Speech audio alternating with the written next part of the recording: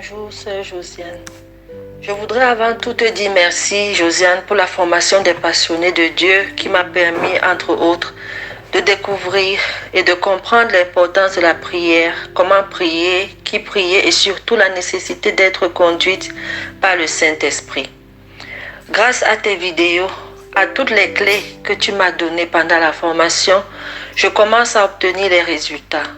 Les portes fermées s'ouvrent. Et là, je ne pouvais pas ne pas faire ce témoignage pour rendre grâce à Dieu et te dire merci. Tout au début de la formation, j'avais subi les attaques du malin qui voulait me décourager et m'empêcher de suivre cette formation. J'ai eu un mal de nerfs, j'ai eu des acouphènes, une perte d'audition, etc. Mais j'avais tenu ferme et je m'étais attelée à ne négliger aucun module. C'était important pour moi. Je ne pourrais pas raconter tout ce que j'ai traversé durant ma vie comme difficulté. Chacun a son lot d'épreuves. Je sais juste que ma vie est et sera un témoignage de la gloire de Dieu.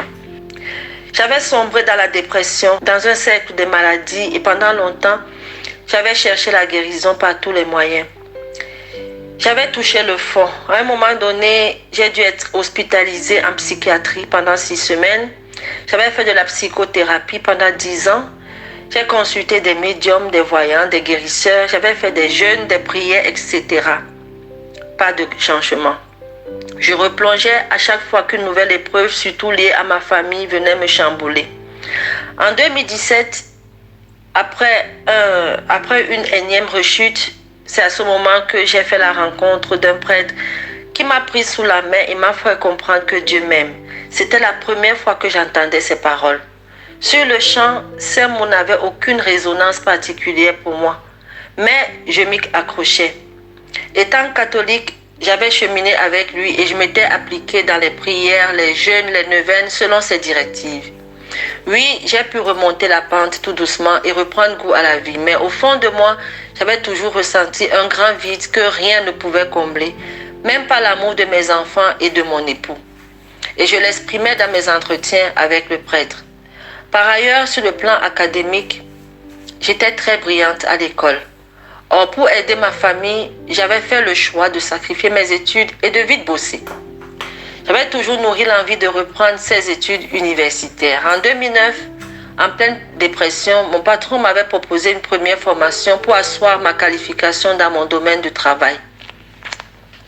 Je n'étais pas toujours satisfaite car j'avais un sentiment de non accompli en moi. Je ne peux pas dire combien de fois je faisais le même rêve dans lequel j'étais assise dans une salle d'examen, mais je ne terminais jamais mes épreuves. Parfois, ce rêve suscitait des questionnements, des interrogations, des doutes, mais le malaise revenait et l'envie de repartir à l'université me taraudait. De l'autre côté, quand je regardais ma vie privée, un foyer à gérer, mon époux, mes filles, je me posais la question de savoir comment financer ces études, comment gérer les enfants.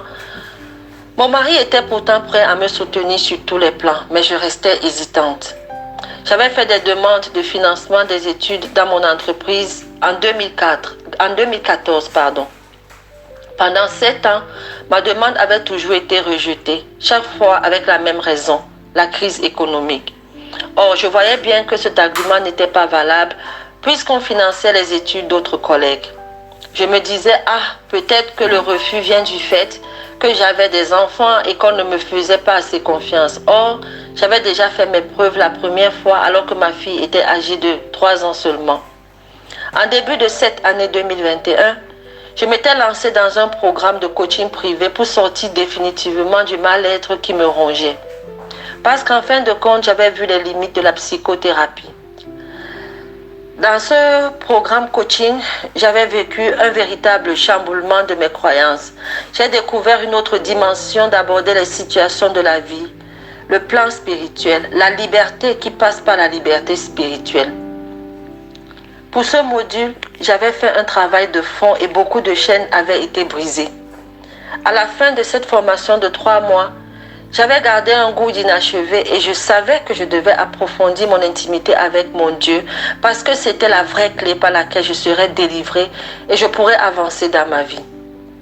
Par hasard, en avril 2021, je suis tombée sur tes vidéos, Josiane, sur YouTube et en les écoutant, j'avais été captivée par tes enseignements et cette puissance dans ta voix.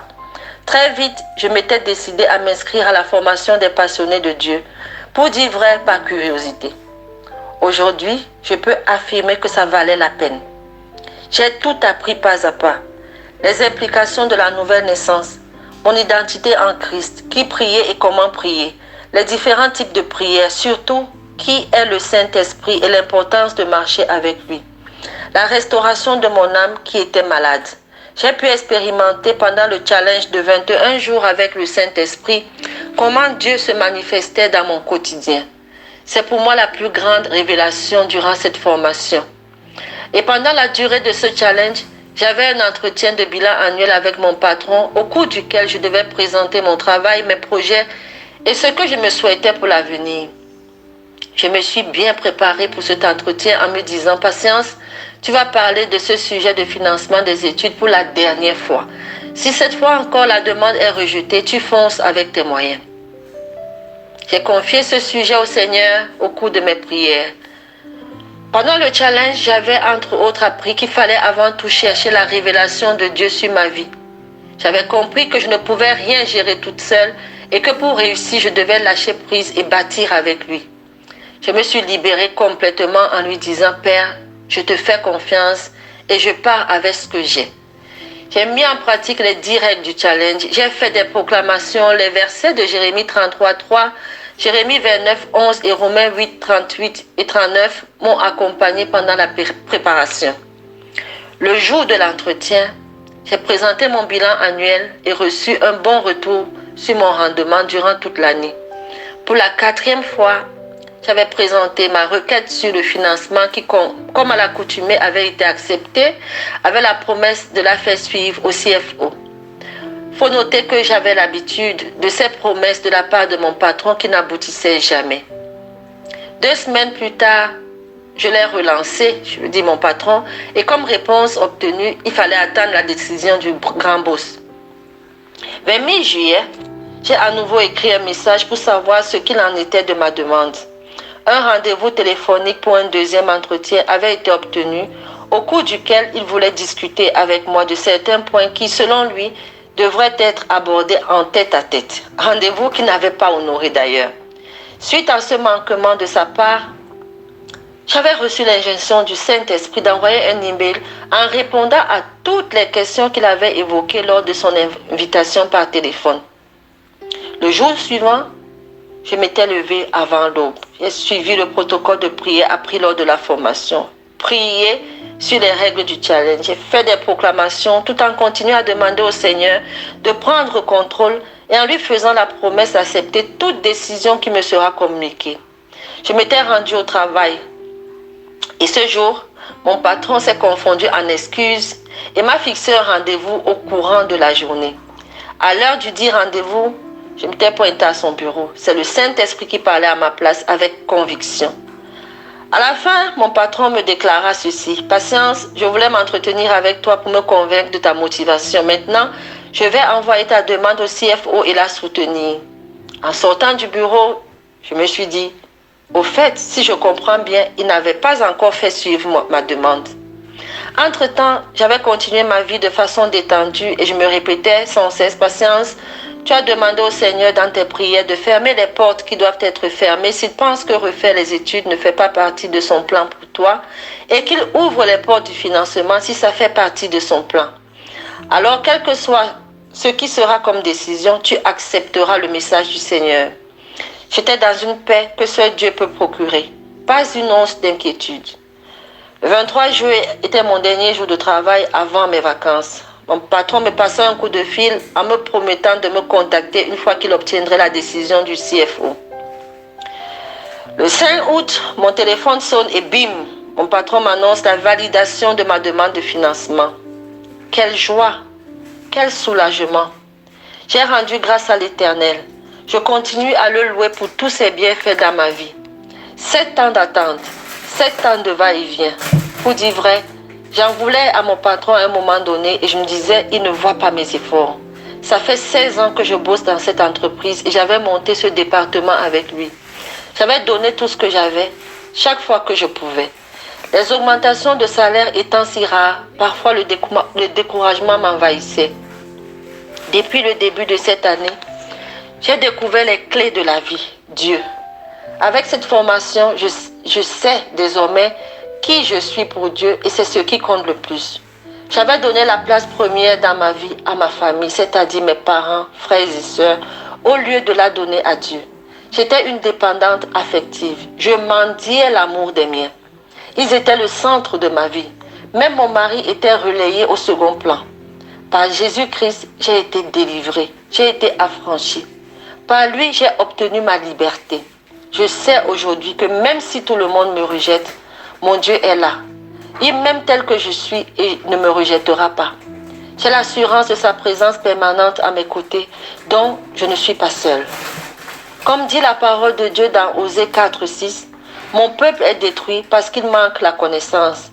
Ou dans Jean 8:32, vous connaîtrez la vérité et la vérité vous affranchira. Avant, je priais certes, mais superficiellement. Je planifiais ma vie comme si tout dépendait de ma volonté. Aujourd'hui, je bâtis jour après jour une vraie intimité avec mon Créateur, car je sais que je ne peux rien, je ne suis rien sans lui. Je sais que ce ne sera pas facile de concilier ma vie familiale, ma vie professionnelle et mes études. Mais j'ai avec moi une ferme assurance qu'avec le Seigneur à mes côtés, j'y parviendrai. Il a renversé un de mes Goliaths. Je commence les études le 3 septembre, comme j'avais consigné dans ma requête de prière. Je continue à revoir mes cours des passionnés de Dieu. Je me rappelle souvent d'un commentaire de toi, Josiane, qui, suite à un de mes comptes rendus, disait: d'habitude, quand on prend ses cours avec du sérieux, quand on est assidu, quand on y met tout son cœur, le Seigneur agit. On a des résultats. Et voilà.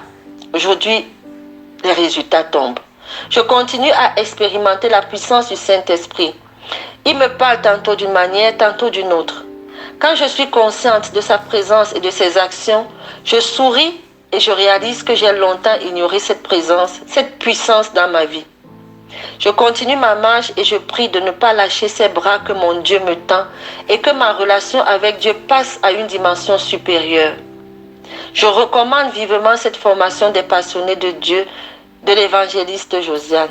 Ignorer la puissance du Saint-Esprit dans la vie, c'est passer à côté de la vie. Je voudrais encore te dire merci. Merci, merci Josiane.